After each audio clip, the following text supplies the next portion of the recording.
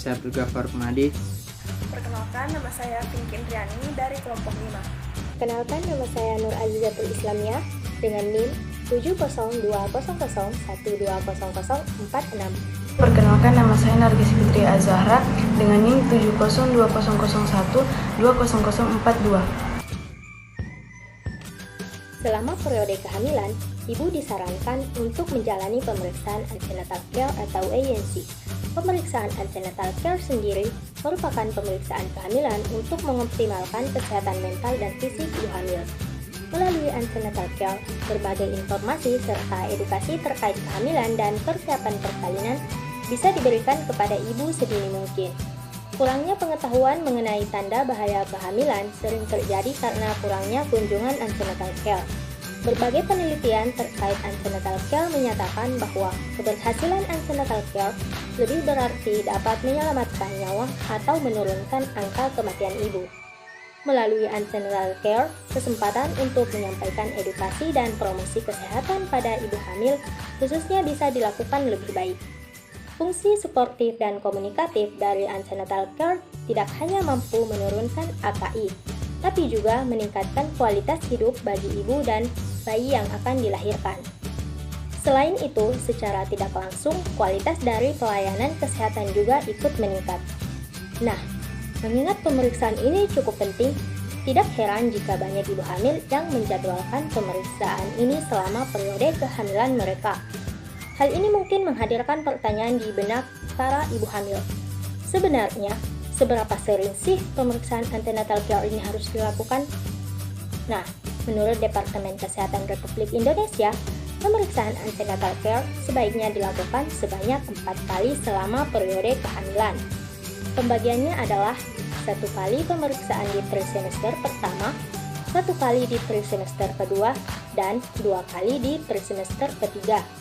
Pemeriksaan antenatal care yang rutin seperti ini akan sangat membantu jika pada periode kehamilan ditemukan kehamilan bermasalah, seperti bloated ovum, preeklamsia, kehamilan anggur, atau bahkan kehamilan ektopik. Dengan demikian, ibu bisa mendapatkan tindakan lebih lanjut ketika hal ini terjadi sebelum terlambat.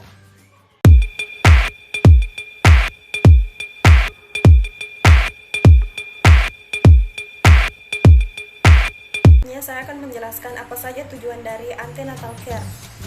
Yang pertama, memantau kemajuan proses kehamilan demi memastikan kesehatan pada ibu serta tumbuh kembang janin yang ada di dalamnya.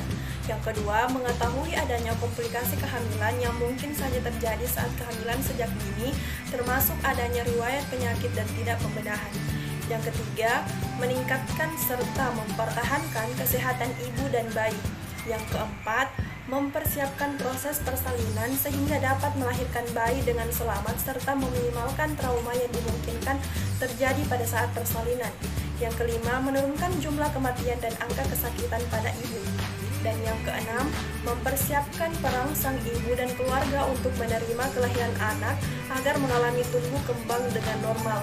Yang ketujuh, mempersiapkan ibu untuk melewati masa nifas dengan baik serta dapat memberikan ASI eksklusif pada bayinya. Adapun pemeriksaan kehamilan dapat dilakukan di berbagai puskesmas, klinik, ataupun di rumah sakit. Pemeriksaan antenatal care pada ibu hamil dapat dilakukan oleh tenaga kesehatan baik itu bidan, perawat, dokter umum maupun dokter spesialis obstetri dan ginekologi atau dokter kandungan. Tindakan pencegahan A. Antibiotik untuk asimptomatik bakteriuria atau pemberian antibiotik selama 7 hari sangat direkomendasikan untuk semua ibu hamil dengan asimptomatik bakteriuria. Hal ini dilakukan untuk mencegah bakteriuria yang persisten dan kelahiran preterm serta BBLR. B. Antibiotik profilaksis untuk mencegah ISK berulang. Antibiotik profilaksis hanya diberikan untuk mencegah ISK berulang pada ibu hamil dalam kepentingan penelitian saja. C. Pemberian anti-D imunoglobulin hanya diberikan untuk kepentingan penelitian pada ibu hamil dengan usia kehamilan 28-34 minggu. D. Pemberian anti-helmintik diberikan bagi ibu hamil yang tinggal di area endemik pada trimester 1. Vaksin tetanus toksoid direkomendasikan untuk diberikan kepada semua ibu hamil. Pemberiannya tergantung dengan riwayat vaksinasi ibu sebelumnya. Vaksinasi ini bertujuan untuk mencegah kematian bayi akibat tetanus. Pencegahan malaria ibu hamil yang tinggal di daerah endemik sangat dianjurkan untuk mendapatkan profilaksis malaria pada trimester 2. Profilaksis ini diberikan tiap bulan atau minimal 3 kali pemberian. Pencegahan HIV dengan pemberian pre-exposure profilaksis atau PrEP. PrEP oral dianjurkan bagi ibu hamil dengan risiko tinggi HIV.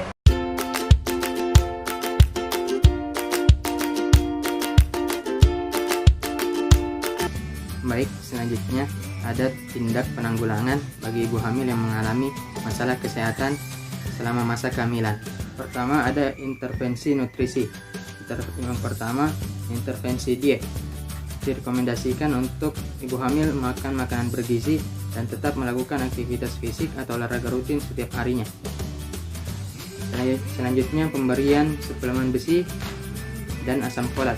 Direkomendasikan kepada ibu hamil untuk mengonsumsi sebanyak 30-60 mg suplemen besi per hari dan 0,4 mg suplemen asam folat per harinya. Selanjutnya, pemberian suplemen kalsium.